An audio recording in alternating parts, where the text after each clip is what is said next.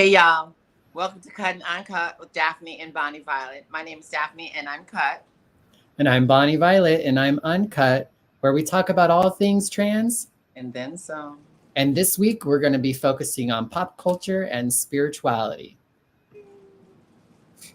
We also want to give a big shout out and a thank you to our Patreon members. Skylar Bean, Jacob Blankenship, Elizabeth, Danielle Loyal, and Bertha D. Thank you and hugs and kisses.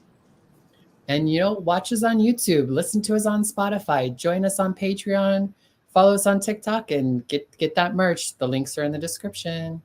I know, I'm excited, Bonnie, because ours is in the mail, right? Mm-hmm. Yes, we should get my pillow's going to come first, I think, and then we should get our mugs. Hopefully by next week, we'll be able to sport them. Sweet. I'm all about it. Yes.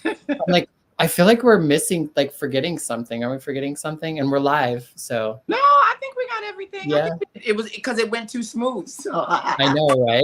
Well, we've been going at it for a little while, because we're for folks who are joining us, we're shooting behind the scenes now too. So, which I'm going to turn off that camera right now. Yeah, we are on our fourth episode now, Bonnie. Is this what we're doing today? Yes, we are on our fourth episode, so we are about 25%. We're through our season, about a quarter way through our season. We're planning on doing a 12-week season for folks who may or may not be aware of that, which is about 3 months. So make sure you come and join us, subscribe to us, and become a part of our family, because we also want to. Do you want to hear something hilarious this week that happened in regards to our promos? Sure. There's how we go, watch on YouTube, listen to Spotify. So my roommate Frida, she's sitting on the couch across from me, and she goes, watch me on YouTube, listen to me on Spotify. She's just shooting off all these things because it's a lot. And it was just hilarious. I'm like, you bitch, but also it's hilarious. I thought it was the funniest thing ever. How have you been hearing from folks about the podcast? Yes, I have. I have a couple of coworkers and friends that I've shared the podcast with, and are super excited. For instance, one of them are like, "Oh, tonight's the night! I'm super excited." And then another one is like, "Oh, are you on tonight? I'm gonna watch." Oh, nice. Yeah, we're getting a little bit, slowly but surely we're climbing up that hill. Mm-hmm. And we did have a couple of comments on our social media this week as well, good ones. What'd you hear? What'd they say? Well, I shared them with you. There was the one on YouTube where a grandmother had come across one of our episodes and shared with us that her grandson was trans, and that her and her family were super supportive of him, and all that sort of, and encouraged us to keep doing what we're doing, and blessed us and all that fun stuff. And so yeah, it was really super sweet. And then there was another one I sent you, but I don't remember what it was about. Oh, I think it was about, they were reminiscing about one of the Baton Show Lounge. Is that the one you were talking about? Oh, yes. There was somebody who lives in Pocatello, Idaho, of all places, who was they actually because we talked about in our first episode about kind of coming up and both of us had our introductions to trans community in Chicago, the Baton Lounge. And so this person was like, oh my God, me too. So that was really kind of cool to, just to make that random connection, Yeah. Yeah. So let's get to it, Bonnie. What is pop culture, Bonnie? Let's just get that out there first. Because, I'm feeling I really don't know the lingo. Just to make it easy, pop culture is what's popular in culture. Popping. And that's its own culture. And I know we've been talking a lot about I feel like a lot of our first episodes were kind of thick and kind of a little woo woo, and talking about our spirituality and our history. And I know we're wanting to kind of have fun with this a little bit more and talk about, just not always be talking about heavy stuff. And so thought this might be a nice way to kind of jump from spirituality to, in recovery and stuff, to kind of a more, I don't know, playful space maybe. So talking about pop culture and spirituality. I also think it just seems really palpable right now, those two things in very different ways. Okay. What were your thoughts on it? Well, if I can, Bonnie, let me take a sip Oh, from Wonder Woman cup, because I I know, have right? to always put her out there. And I got my jar. So I took the liberty, because I'm a Virgo. Oh, I want to read from one of fashion's biggest nights. Oh, sorry, that's not the name of it. Trending pop culture. So some of this pop culture, Kelly Rowland teases new music and reacts to Beyonce's country album. Honey, I'm just when excited you about. think she had reached her plateau, baby, what did she do? I love it. I think it's everything. It's all over TikTok. There's so many like TikTok dances. Because I was sitting, because I would think I was working or something. I was doing something, and I saw some snippets of her outfit, because I love fashion. I went to school for all of that. So I'm sitting there and I'm looking at her in this bedazzled cowboy outfit. Like, who is that? She what? Right. So a publicity stunt to kind of introduce her country album. So good for her, huh? Yeah, I think it's great. I love it. It's good sound, and obviously the kids are eating it up. Cool. And there's also been like a lot of controversy, around well, you don't hear a lot about Black people in country. There are Black people in country, but not in like the popular or mainstream, I guess. It's getting more and more. Fuck around. But also like, country music, they think it's all white or whatever, but it's actually originated from the Black community like years ago. And of course, like white people do, we stole it and slapped our name on it, and Yeah, well, two things about my sister Lady B from the Beehive. I want to gossip and you ain't hear it from me, but I heard that a Texas radio station was like, nah, we're not doing that. We don't do Beyonce here. But the music is so awesome. I think they should at least give it a shot to play her music. Sometimes you need to just put the damn microphone down and let somebody else teach you something. You know what I mean? Because it's really good from what I heard. Yeah. Well, did you know that hi Bertha? Yeah. Did you know that Beyonce sang with the Dixie Chicks years ago? Yeah, so back when the Chicks were still Dixie, because that's something that's changed. And them being in country music, they had made a comment about the president, and then they got like blacklisted and all that from country music, and it was kind of big to do. But right around that time as well, Beyonce sang a song with them. I don't remember what song it was, but they sang together. And I know like the leads of the Dixie Chicks, or the Chicks, she really just loves Beyonce, and she really loved working with her. Yeah. I mean, I just have to say I love her. She's a powerful force to be reckoned with.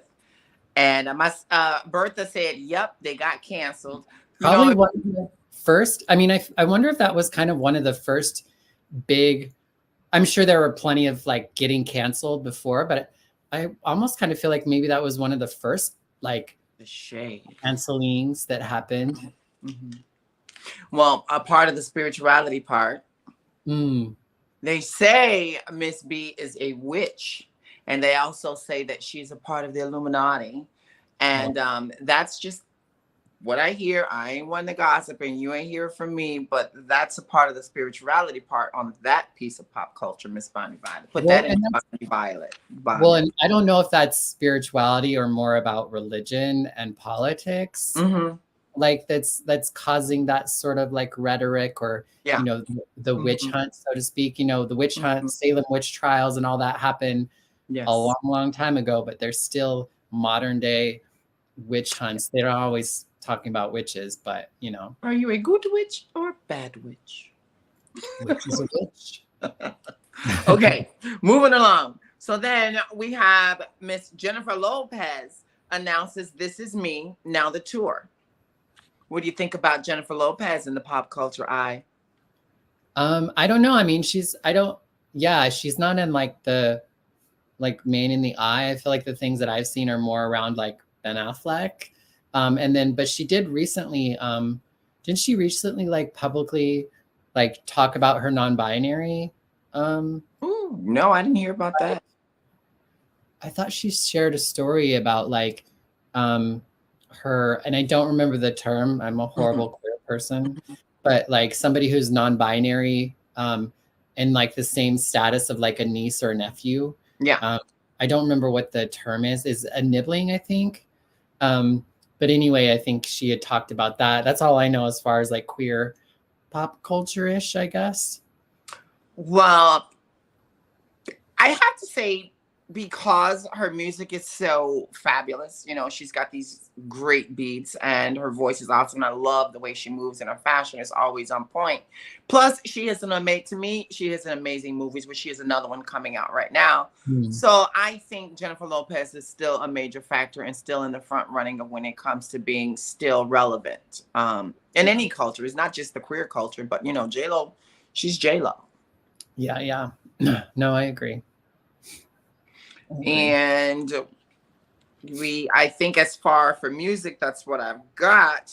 What about, you know, I mean, I think another thing that's kind of been in the pop culture conversation again is Lil Nas X, and, you know, kind of not coming out, but really making a public statement about being gay and Christian. And then also then having that like Jesus song, I think it's called JC or something.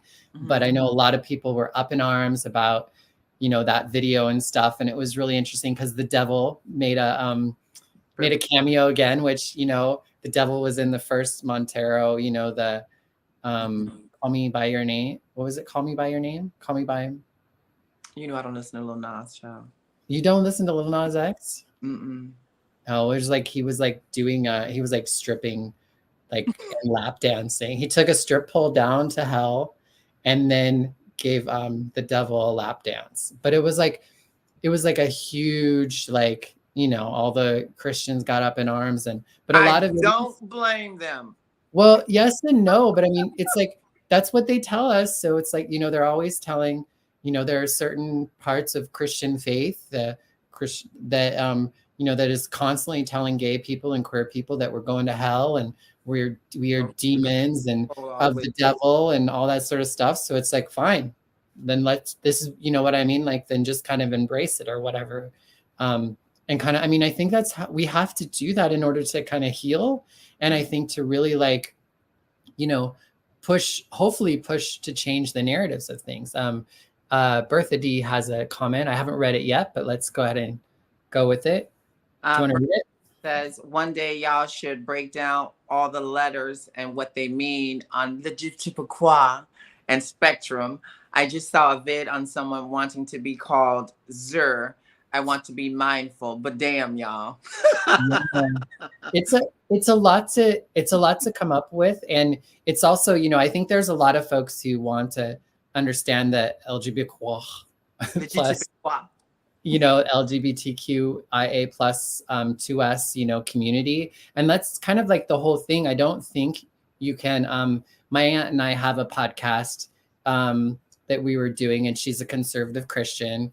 And so she was feeling, and a lot of her people who would listen to our show also wanted to know about like LGBTQIA. And I felt like, oh my God, like, how can I do this justice in one podcast? Because even like, you know, as you know, and as we all know, like gender and sexual orientation, you know, is really fluid, and it's also it's a very personal thing, and it's built upon your own perspective of yourself and of the world. And, you know, just like with anything, words can mean different things for different people. And so I think just like when we work with anybody of a different culture than ourselves or somebody from a different point of view, we have to be aware that there are some differences, but we also have to be careful not to just place assumptions on that person too, because they have this sort of difference. And so I think at the end of the day, all it really comes down to is being able to have like an honest conversation with somebody. and really get to know who they are. And once you get to know who they are, it's not that, I don't think it's that challenging. But I also feel, Bonnie, that it is categorizing a whole group of people because but to folks who aren't us, just it's all the same thing. But it's very different. It's very different living as a gay boy versus like a trans girl. Like I can well, see, personally I say beg differ in some spectrums of it because me as a post-op transsexual, I don't truly identify with some of the other things that are what being out there that are truly being called trans. I just, those are yeah. just my personal consumption. So, but I don't pass judgment. I And you don't I just don't appreciate being I don't appreciate I do appreciate everyone being who they are, but I feel that not everybody is exactly trans. well, and like, but we don't have to agree with people. Right. We don't have to, and I don't think the goal is ever to understand. I think when we set ourselves up to fully understand another person, we're going to always fail. And so I don't believe that you have to understand somebody to have compassion for them, because that's Of part of the course. problem, is that a lot of people like, well, until I understand you, I don't like you, or I have this judgment or whatever, which I don't know if people are super conscious that that's what's happening, but that's what they're doing because they're waiting to get to a point where they can understand and they go, oh, okay, I get it. Now I can be cool with you, instead of just be cool with them, have compassion because they're other human, we're just human Yes, I beings, agree. and work to come Everybody to does know need one compassion. another. But Mm-hmm. I don't know. I just don't feel like we have to understand In each a other. box is what I say. I don't think we all need to be put in a box. Um, So, let's get back to we're thank you for your comment, Bertha. We truly appreciate that. and maybe we'll have to tackle it sometime. We'll unpack, huh? Maybe we'll have to tackle it sometime. We'll unpack it. Yes, we'll unpack it. Then we got Miss Taylor Swift in the pop Mm. culture. Who's that? Who's that? Yeah. Well, yeah. Well, I think Taylor Swift is actually kind of what prompted me to want to start to have this conversation, in part. In particular, the way that she showed up at the Grammys, in the sense that, like, there's some really serious things happening in the world right now with war and, genocides and, multiple places throughout the country. And a lot Yes. of these things have been going on for a while, but people are finally paying attention. Some more people are, I guess. And so I just felt like Taylor seemed really tone deaf, and like she was just kind of in this like, like, I don't know, just like in this mood of getting awards and all this sort of stuff. Meanwhile, Annie Lennox is singing a Sinead O'Connor song, Deceased Fire, and, Tracy Chapman and Joni Mitchell. And, I think there's just like all these other people then are like actually really trying to put something out and say something that matters in the world.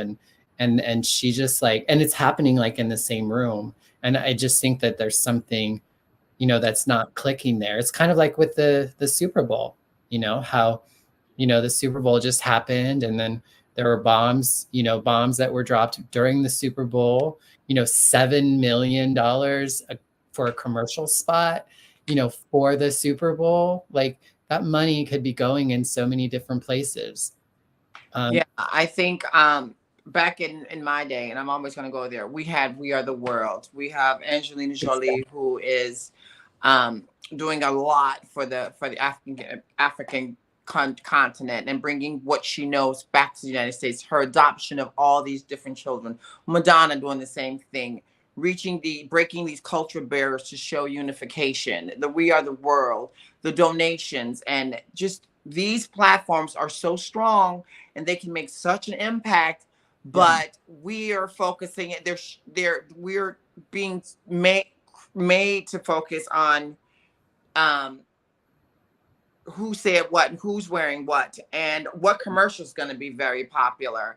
But nobody's talking about what happened in Palestine. Nobody's talking about Russia is ready to let us have it. These are important conversations that they should be talking about and not being afraid to talk about it. Or is it going to take away from their bag? What do you think?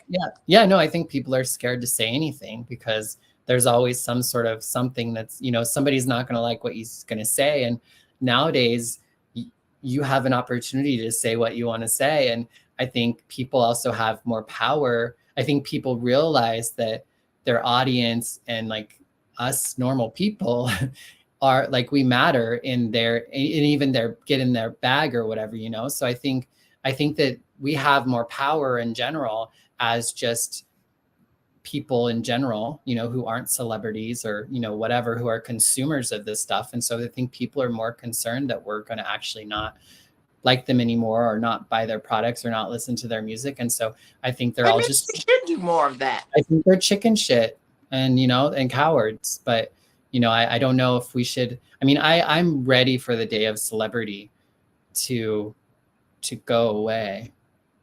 Yeah, well, wait till I get there first, then you can say go away. Right. So, do you have a desire to be a celebrity? You know, I think I want a platform to create love and unification. And I've said this, that is my hope for this podcast, is to reach a platform, to bring a brand where I can promote love, kindness, respect.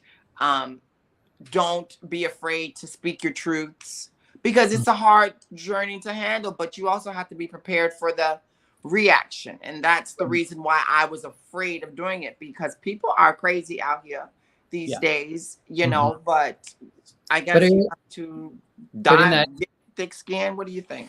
Right. But I think your intention in that isn't to just be famous. It's like, no, not that. It's to be a celebrity or be a famous in order to be able to have influence, you know, which I think is, you know, again, it's kind of like checking motive. And I think because we do live in a time in which being famous or getting in the mainstream, getting a part of pop culture is a way to actually begin to have a platform, to begin to have an impact that seems big enough. But, you know, I think we have, and I know we've talked about this before, that, you know, like we are happy with whoever is going to end up coming across this. You know what I mean? Yes. Yeah.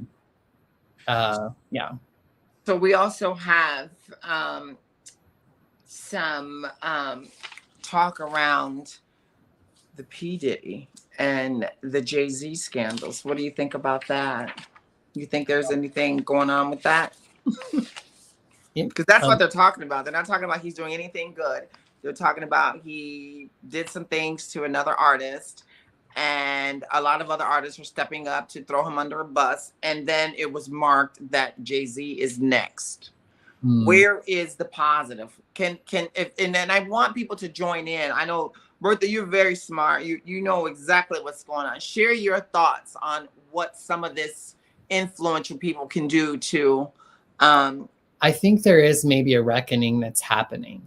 You know, I think there's a reckoning that's happening with people, that you have to have, like, having integrity and transparency, I think is just becoming, it's more and more of a thing. We don't have much privacy anymore. We don't have, you know, like, there's so much of our lives are out in the open. And so, and so I don't think there's room or space for people to be deceitful or to keep things in the dark, which I don't think they should. You know, I think, you know, I don't think that's, like, to talk about the spiritual aspect. You know, I feel like in some ways, you know, maybe there's a reckoning that's happening, that folks need to just be honest about who they are and what they do and how they do it. And also, like, maybe change some behaviors. It just sucks because some of that stuff, like, just because you're gay or you're having sex with men or whatever, that's not a bad thing in and of itself. You know what I mean? Yes. It's just all the other stuff that comes along with it. So do you know, we, as, you know, Black Americans, we are using the term woke a lot, and it's upsetting a lot of people.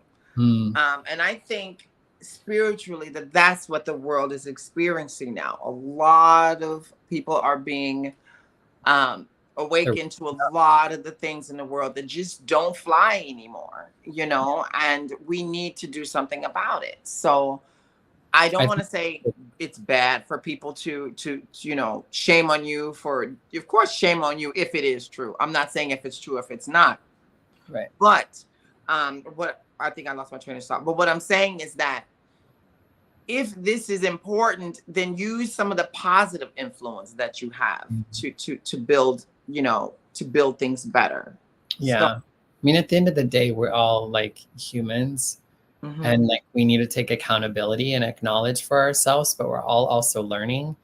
But I think when we're, sometimes when we're on these platforms or when we're in these positions, we feel like we have to be certain things that might not be what we are. And, we feel like we're doing it even for the greater good, or this is the way that it has to be in order for me to get my paycheck, or to, do these other good things. And I think at some point in time, we have to have integrity. We have to, practice what we preach. We have to, walk the walk and talk the, walk the walk and talk the talk. Is that what it is? Walk the yeah, talk. walk the shit or get off the pot. No. What do you think about the influx of refugees coming into the country, and how is that affecting you over there in your neck of the woods? Personally, I don't believe in, I don't think that we should have I'm not a big fan of borders in general, just because we created an arbitrary line. Like I'm just not a big fan of that. And just because in that is like part of the problem, right? If you happen to be born in the right country, in the right family, with the right skin, with the right whatever, then you're afforded different experiences. So just because a person is born in a poor country in South America, or, in the Congo, or in, any other place where that's different, or than say what America has to offer, or many other places, like I don't think a border should keep people from allowing them to have access to a better life.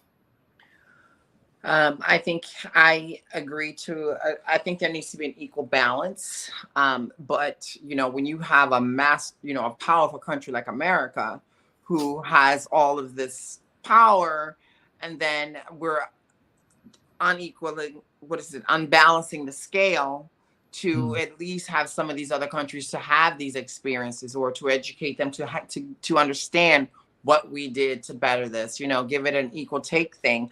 I think that even for me, I would love to move to another country just to have a different experience of what that country is like. And I shouldn't have to be not being able to go in because you don't want my skin there, or you don't want my creed there.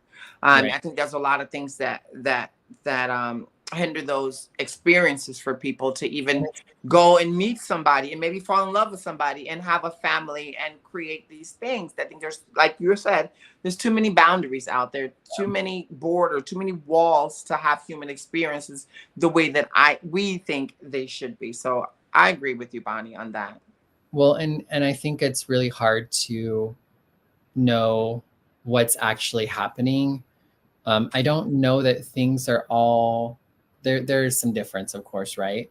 But I think a lot of the challenges that have been there all along. It's just now all of a sudden, just like we're kind of talking about the Congo and Gaza and Ukraine and stuff, is like, it's like we're just talking about it now. It doesn't mean it just started, And so I think that I don't know. I think there's this hysteria, or this like whatever, that politics is kind of making it out to be, but also like, I don't know what it's like to live closer to the border. Like, I don't know, but anyway, I still just don't think it's, personally, I'm not a fan of borders. I believe that we live in a world that there is enough for everyone. I believe that we all have it in us, that if we lived in a society and in a community in which, we were receiving, we would have no problem with, contributing. I think it would be a natural way of contributing. The fact that like we can't afford to eat, we can't afford to live somewhere. That, because there's something that I think that just kind of irritated me. When you mentioned that there's enough, there is not enough, because if that's the case, then we wouldn't be eating lab-produced chickens, because my chicken tastes like plastic. It does not have a natural taste to it. I don't know if it's I think that's a distribution issue. That's a greed issue, but it's not the fact that like on the globe, that we don't have everything that we need in order for all of us to have a beautiful existence.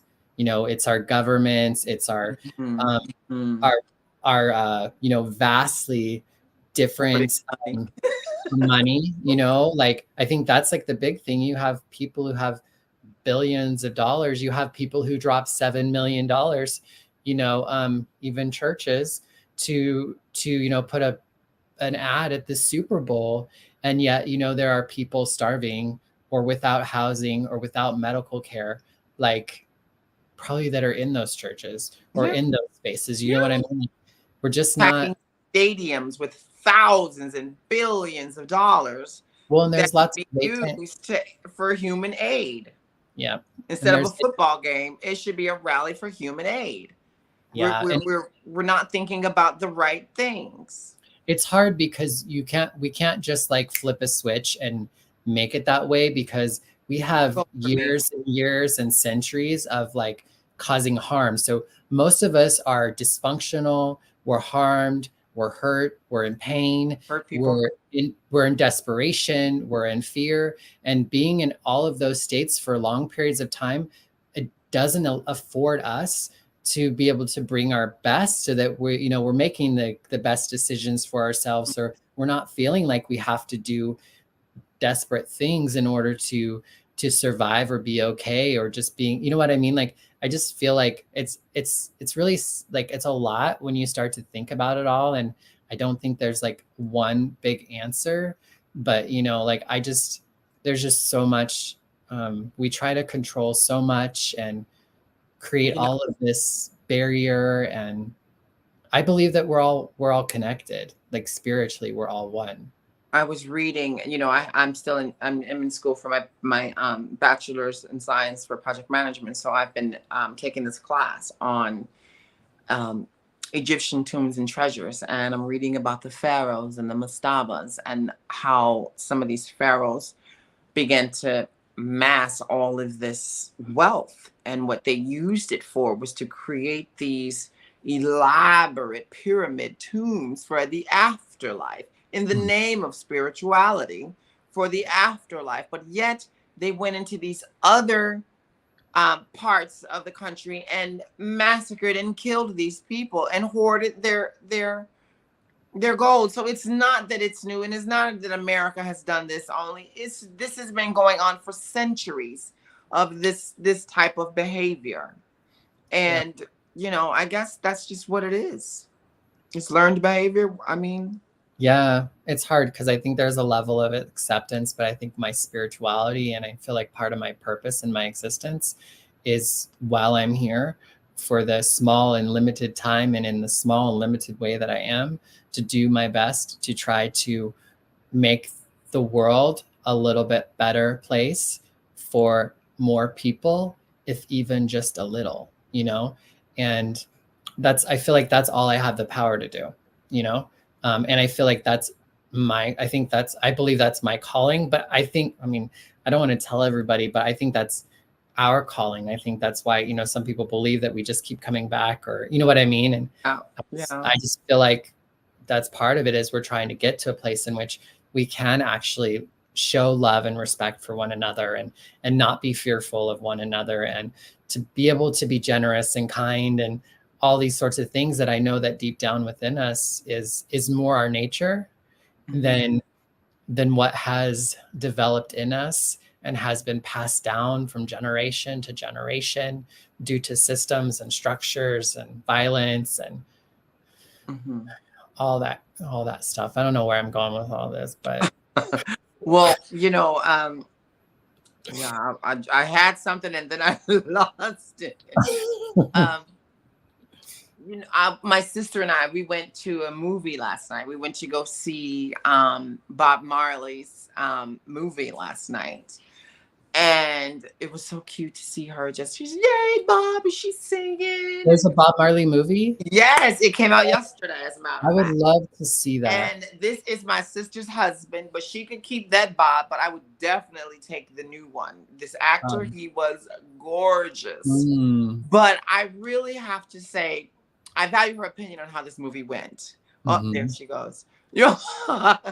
Bertha comments, you both are very brave, and this platform is a tool. It's hard being heterosexual too. Yeah.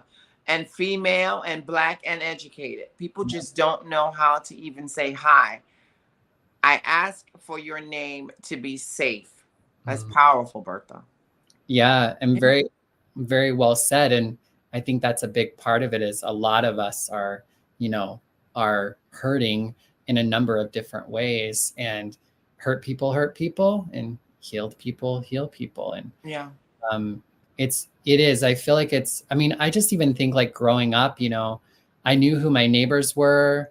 We liked, we knew each other by names. We shared things, like I feel like the older I've gotten, and I don't know how much of it is around oldness, how much of it is around It's around oldness, being trans, but I think it's also like the state of the world. yes. Is that like, now I live in this apartment complex. I've been here for a year, and I've never gotten to know any of my neighbors, and I've maybe only said hi to 2 people. Have they said hi to you? Yes, only like 2 of us, because they were like walking their dog or something, because I too am just so stuck in my own world. I'm also scared of the world, and so it's like I know like my eyes are down. I'm not trying to be seen, you know what I mean? And it's sad because we're all running around feeling disconnected, desperately wanting to connect, desperately wanting to be a part of, and yet we just struggle to do that. I was going to share that, Bob Marley that movie was so inspirational, because I'm not really, I enjoy the music, but I've never knew the man. And my sister is a heartthrob of his, and she knows his struggles, you know what I mean? But just watching just the way that movie was about his spirituality, connected with his brand and his desire for healing the world, not only the world, his people, it was just powerful, and how he had such a huge platform. And when he spoke with people, he spoke of love and and it was also kind of a riddle because I didn't understand, the dialect. But that is a platform that I would strive to have. And I think everybody in the world should carry a message in their hearts like Bob Marley had. Right. They tried to get him too. So, you know what I mean? It's out there. Evil is just out there. Yeah. And I would love to watch that and just to learn a little bit more about him, because all I know is from his music. But I would say everything you just said is what I feel like I felt in his music. Do you know what I mean? Like, I didn't feel like I had to know him or know his story to like, I feel like it comes through. I knew that already. Right. Like, I know I'd read some of his things, his music. Like, I was like, that is not that, like the creator of that has, like masses. You see the masses with the message. He had a message, and it came through. Do you feel that's powerful? I feel like, do you think that we all have that kind of purpose even in our own little ways? Because we don't have to sing music. We don't have to be a popular artist to have, some people carry the message through their art. Some people carry it through their fashion. They make pieces. And then, I love some fashion, and I've seen some pieces that celebrate love and creativity, and that's Africa. A way of doing service. They bring these things through their message, through their art. Yeah. Art is a huge, and I think Bob Marley said that the message is in the art. You got to have a message, and it carries through there. Now, keep in mind, your message reflects who you are. So if you out there talking about some, get them hoes, pack that bag, that's the way you're being perceived, is what your message is. So we want to refrain from using those types of messages, because I think that message is what the younger generation is receiving. You wanted to say something? That's the disalignment.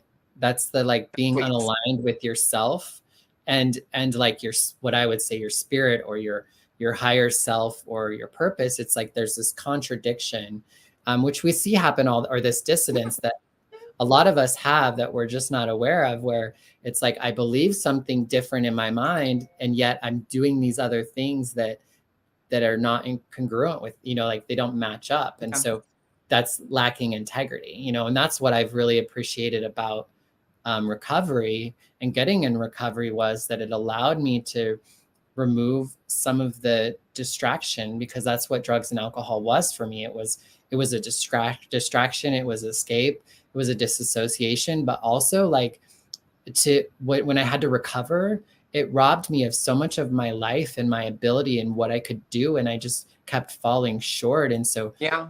but once I removed that drugs and alcohol, then I actually had time to like reflect and not and like seek outside help from people, and really doing an honest inventory of like who I am and what I do and what I've done, what's been done to me, and like what do I want to do different? You know, what do I need to do to undo some of these things if I can, or to at Yeah. least continue? You know, for me, you had mentioned that you don't speak to your neighbors. I know every single one of my neighbors in my building, You're, and you're I have to give some of it. I have to give credit to my little puppy because he's so freaking cute. Baxter is just adorable. But I know the security guards. I know, you know what I mean? And I've never had any problems with anyone in my building. And when I walk out, I say hello. And when they walk past me, they say hello. I have security in the building and they say hello. I think like Bertha had mentioned, like some people just don't even say hi, you know, and I lived in New York, and that was like, if you could get a hi out of somebody, that would make your whole month. You didn't even have to worry about your day. That was your whole month. And I forget that the world is turning so cold, but yet you don't know what somebody is going through in the day just to say hello. Because if somebody would have said hello, it probably would have helped me feel a little bit more comfortable in my skin, as if I'm being seen. Yeah, no, I'm totally. being appreciated for being on this earth. Does that make sense for you, Bonnie? Yeah. And I think my transition has played a little bit of a role in that, but because I remember when I was first moved to San Francisco, and I was on the Muni, which is like the train, you know, the train, the subway, you know, the trains that are in the city of San Francisco. And actually, we were on the BART. I was with my boyfriend at the time, and we were getting ready to go over to Oakland. So we were on the BART. But anyway, I was talking to people on the train, and he was like, shut up, stop talking. Like, don't talk to people. You don't know that, you know, like there was just like this idea that you don't do that, you know. And part of me at that time, I was just like, I'm sitting in a train next to people for like the next 15 to 20 minutes. Why would I not talk to them? You know, like we're in the same space. It feels so weird to not, but it also feels countercultural to I guess to engage. Sound just to say hi. Yeah, exactly. Well, it's just like when you get in Ubers, you know, a lot of times it's like, do you talk to the driver? Does the driver talk to you? And there's also just like these social expectations, which are often, you know, not necessarily spoken. Is that a notification on your phone, Bonnie? I know it's my phone, and you I know. bust me down. Don't do notifications. Don't do. I know it was my phone. I did everything on my computer, but not my phone. Stupid bitch. Oh, sorry. You were saying. Yeah, I don't know. I don't know. So, but you know, now this is something I want to ask you from your Caucasian side of your lifestyle. Oh, my lifestyle. Yeah, Caucasian experience in this lifetime. We'll put it that way, to your Caucasian experience. So I live here, as you know, I live on the north side of Chicago, and sometimes, you know, and I grew up here, and I moved away, and I forgot how segregated Chicago is. Mm-hmm. Chicago is very segregated, and it can be segregated through segregation, through segregation, through segregation. You know what I mean? To this day and age. Mm-hmm. So I notice as a Black woman, when I walk around here, white people seem to put their head down. Mm.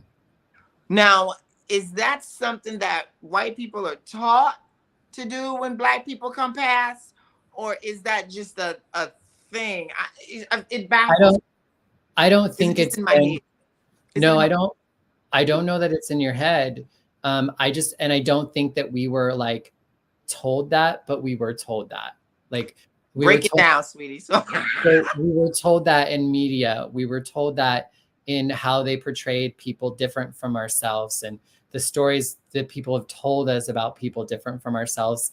And, so I think some of that, it's from not from like the unknown, but I do think that oftentimes there is probably maybe, I don't know, I don't want to say exactly why that's the case, but I know it's like, I know it's the case. I think that's, I'm not that I need to confirm what you say, but Yeah. I hear what you say. And I do think it's something that we are taught and told, but not directly. Like our parents didn't sit us down and say, when Black people walk by, you just don't look at them. Yeah. Okay. Like Right.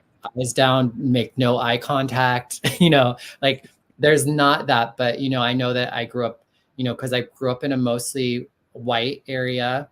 There were brown folks, mostly Mexican folks. There was like one Black family in town for a little while who was friends with us.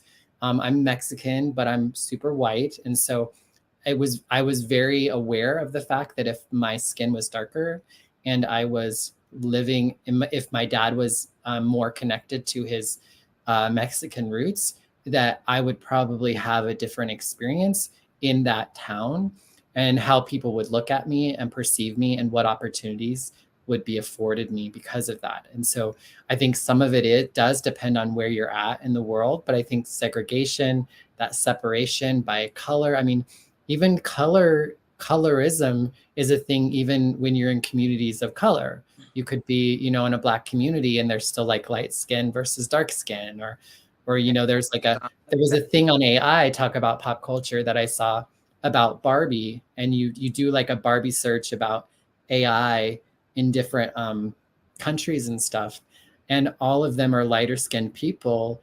And then there's also some very problematic accessories and things that come up through AI as well, which I think is, they talk about it being a limitation of AI, but I do think I think it speaks to and it reflects to our programming as well.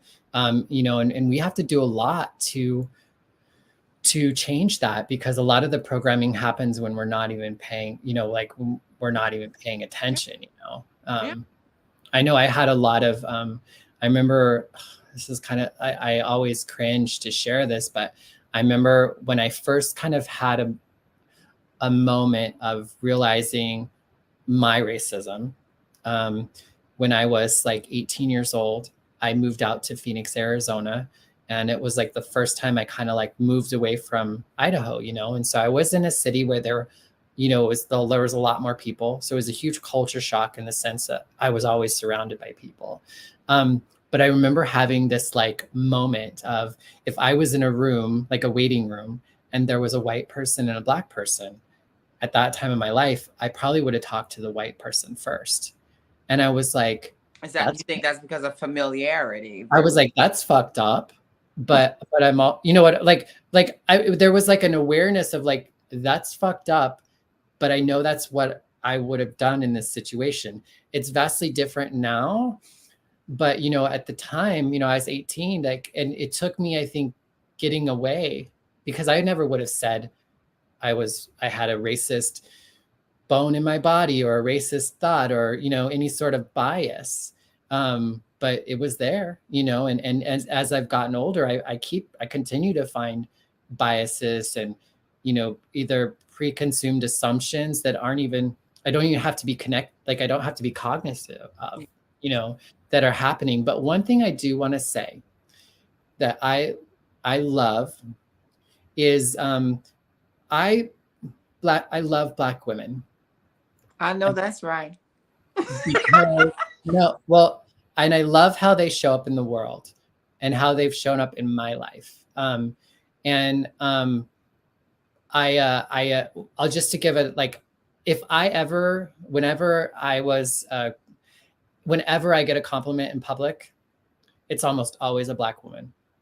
If anyone is going to tell me that I look good, or make a comment about my style or about me when I'm feeling out of sorts, it's almost always a Black woman or a Black person in general. And I walked around San Francisco with my buddy Mark, who you've talked to a little bit, your baby daddy. My baby daddy. And we were in San Francisco. we were in San Francisco a few years ago, and I was in drag, and this was like the first time he was with me, and it was like Pride. So there was just like people everywhere, and I was walking around, I was a fucking drag queen. So everybody's wanted to stop me and talk to me and take pictures, which I freaking love. But at the end of the day, I asked him, I was like, did you notice anything? Was there anything common about today? And he was like, yeah, he's like, one, there were more, and San Francisco is not a largely Black populated community. But he's like, almost everybody who was nice and who like engaged with you were Black folks, you know, like I really got a lot of life and a lot of support from people. And I don't think most white people even pay attention to that. And to say in kind of a general way. I want to chime in on that. So coming from a Black mother, they are the epitome of strength and truth. And, you know, growing up as a Black male, she made sure I did not show up the way that I wasn't supposed to. I was, you know, I remember I told you, stop giggling. If she raised a Black man, she wanted a Black man in her family. And that was what she wanted until I told her different. Right. And she had to pivot. But through that, I learned grace. I learned humbleness. I learned to hold my head up high no matter what it was I was showing up for. You walk in there with your smile on your face and your head high and your body clean. Because she always said, you go to a doctor with some dirty underwear, you know, whatever. But, and I love that, you know, and I have 6 sisters. I was raised with 6 sisters. So these sisters show up. Do you understand me? And I am so proud of the culture that I have when it comes to Black women in my family, because they're nurturers. They're strong. They have strengths beyond belief. You know what I mean? And I look at my sisters and marvel because they're doing it. You know what I mean? And they're doing it. One of the most marginalized group of people. And yet what bothers me the most for them is the fear for their Black sons. That's the only thing I think that I see that makes me sad for Black women is the fear of something happening to their Black sons. Bertha D has another comment. Do you want to read it? I can read it. Yeah. So Bertha D says, traditions, conditioning, and trauma are all passed down consciously and unconsciously. We're visual people. Even if things aren't said, our eyes are our primary teachers. Very well said. You know, I would really like to have Bertha come on the show one of these days. So because she is a therapist, a social worker, and just some amazing things that come from Bertha. And I would really like one day, Bertha, we would love to get you on and share some of your experience, strength, and hope. Yes, through the heterosexual eyes. We can have a third window easy on here. Yeah. It just takes a little bit of whatever, but that would be great. And I think maybe even, you know, I know that she had the questions around LGBTQ, and maybe it would be good if we answered specific questions that people might have. It might help us point it in a certain direction. I don't know, that could be a good conversation, or it doesn't even have to be about that. But yeah, I'd love to have her on sometime. Yeah. What do you think about Bertha's comment? What do you want to share about it? It's, I mean, 100. I think what she said better. She said better what I was trying to say. So she was able to be succinct and get it done. And I was just like, but I, you know, as I do. But we are coming up on, we have about 5 minutes left. It's just kind of a, okay. So let's brainstorm on what she says guys are a big act to follow. I'm sure you can hold your own, Miss Bertha D. I think she'll be just fine. Yeah. So what do you think we're gonna like to discuss next week? So we're gonna invite you, Bertha, and all the other people that join in on our podcast to give us some suggestions what we would like to you would like us to discuss next week. What Yeah. do you think? What are your thoughts on what you want to talk about? I haven't had much thoughts about like specific conversations to have. I think we could talk more about like transition, like actual like transition, because I don't think we've talked a lot about that, like specifically, like maybe like surgeries and pills and, you know, like more of like that aspect of things. But I want to do some reaction videos with you. Like those are the things that are kind of like forefront in my mind. Yeah. But yeah, a topic doesn't come to mind right now. Do you have an idea for a topic? No, I just wanted to just throw it out there to invite, our followers to write in and tell us what you're interested in having conversation about. I think we really want to thank Bertha tonight for joining us and really bringing some feedback in. Truly appreciate you. Yes.